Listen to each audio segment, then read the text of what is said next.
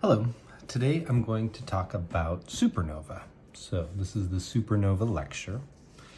And the first image we see here is just a artist representation, right, of an explosion of a star. That's what a supernova is.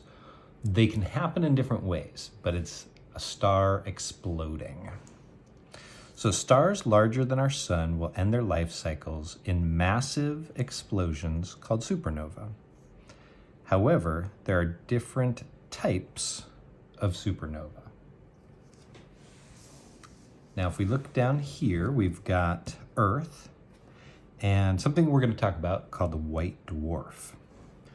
When a star with a similar mass to our sun reaches the end of its life cycle, the outer layers will drift away and the remaining core will become a white dwarf. That's what we see here. So imagine our sun, it's going to get bigger, bigger, bigger, bigger, bigger. And eventually those outer layers of our sun will just drift off. No explosion. There's not enough mass. The core that's left, very dense, about the size of Earth. This is called a white dwarf.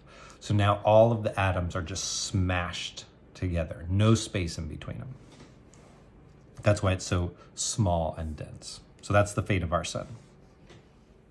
Now let's talk about some other scenarios or possible things that could happen.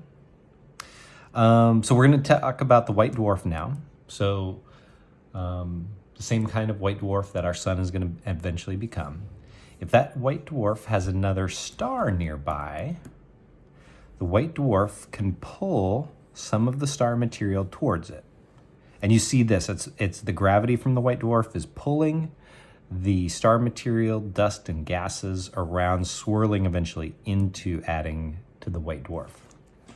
Eventually it will accumulate enough mass to reignite, causing a supernova. So it's going to build up, build up, build up. And at a certain point, there'll be enough mass to reignite fusion again. We get this huge explosion as it ignites. That's one type of supernova. If the star is much more massive than our sun, when it reaches the end of its life cycle, it collapses even smaller into a neutron star. So now we're talking about a star bigger than our own.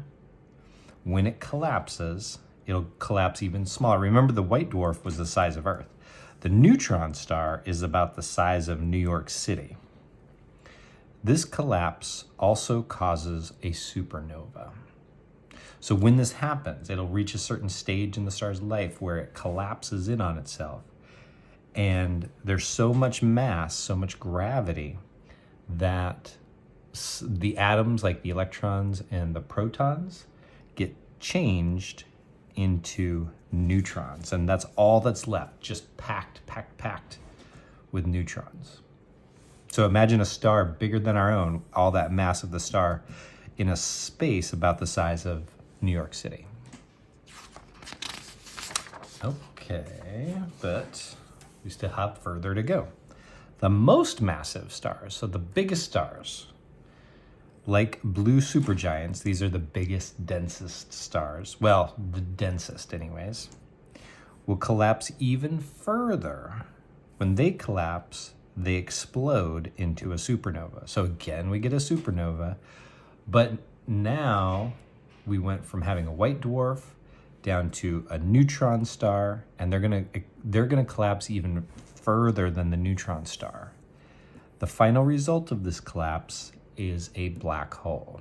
And we talk more about black holes in another unit, so we'll get back to that. All right, hope this helps. Thanks.